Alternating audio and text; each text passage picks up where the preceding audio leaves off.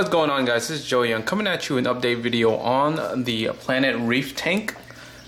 This has been about a month and a half since you guys last seen this tank, so it's time for an update. Alright, so first off, the plants are taking off ridiculously. Like, these blade grasses are starting to grow in front here, which I've been trying to control and trying to put it back there, but there's so many runners. As you can see, they tend to kind of just do their own thing. The kelp, for me, I'm not having really good success with the kelp. This is the smooth kelp. It's starting to like have a lot more algae and the leaves aren't growing as fast for whatever reason. The grape kelp is doing great, at least this one on this side. The other one you'll see in a little bit. It looks okay, but it's starting to get a little bit of algae on it. Alright, so since I tore down the other nano tank, I had to put a few of the corals in here. The hammerhead was, one of the first corals I had. It's in here, along with the green star polyp. This one's the big one I had in the other tank. A few of the fishes, so the lightning maroon clownfish is in here, along with the gold nugget. They're doing really well. Also, the blenny and the 6-line wrasse is also in here as well. Alright, so as we move towards the center of the tank here, you can see that one side is like overwhelmingly like consumed by plants and the other side hasn't. It's a really easy explanation. So this side I recently sowed a few of the macro algae plants. That's why it's trimmed off here. And the other side here I didn't sell any. It's on for sale right now. So once it's sold, it will be kind of tamed and a little trimmed a little bit better. So a few more of the corals are doing really great. This is my utter chaos. I started with 2 heads on this guy, and I almost lost, this whole colony in my other tank, and then it like branched off into like one little like rock, and it regrew like a bunch of heads. And this one now is doing really well. It has like a million of them in there. This is my other coral that's doing really well. And then here's the kelp. As you can see, this kelp is a lot better than the other one on the left side, but the leaves are like not growing as fast as I like it to. So I'm still trying to figure out what's going on with that guy, along with this kelp on this side here. This one has the most hair algae on it. And then finally, we're on to the right side of the tank. As you can see, the coralline algae is all over the tank, which is awesome. This is a good sign. Along with the new rocks, the rocks are starting to have a bunch of coralline algae on it as well. I'm starting to get a little bit of cyanobacteria on this far right side. This side has like barely any flow, so that's why it's having a little bit cyanobacteria growth on that side. So I'm gonna figure out what I need to do, because the flow on this is like obviously here, so there's nothing over here. I have the center MP10 that's kind of pushing that flow. So the end of the tanks, that's gonna have like the least flow, and I'm gonna contribute a little bit to the plants blocking most of the flow here. So I'm gonna figure out what I need to do to try to create a little bit more flow on that side. I can increase probably the MP10, because right now it's only like maybe like 3 or 4 bars in terms of like the max count, and we can definitely turn that up to see if that definitely helps out with the flow.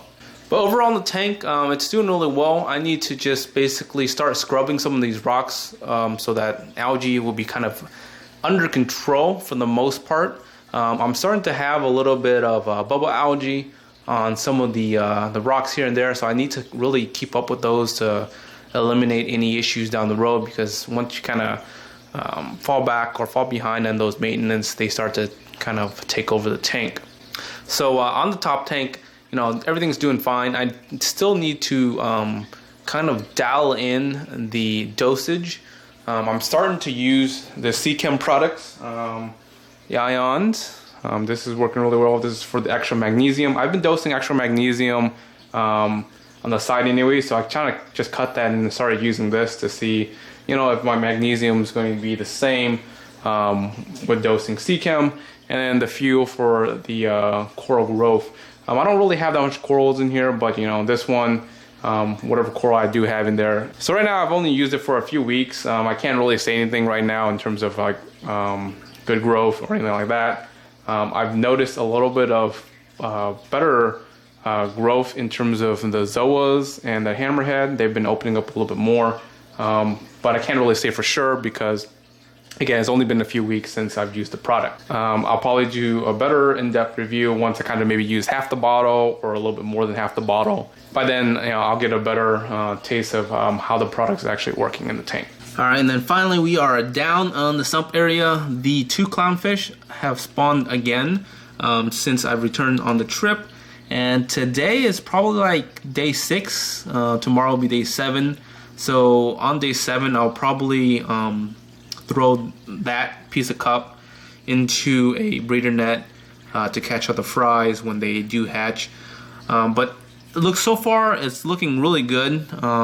You know, it looks like there's like a million little fries in there. The clownfish are doing really well in here. This area is now just converted into a bunch of mushrooms. I had like a bunch of extra mushrooms from my other tank, and it's all up in here. And also I have a bunch of my dragon's breath macroalgae in here, and they actually really like just going in here and just kind of like kicking it up and just playing with the little algae. So they're really having fun in here.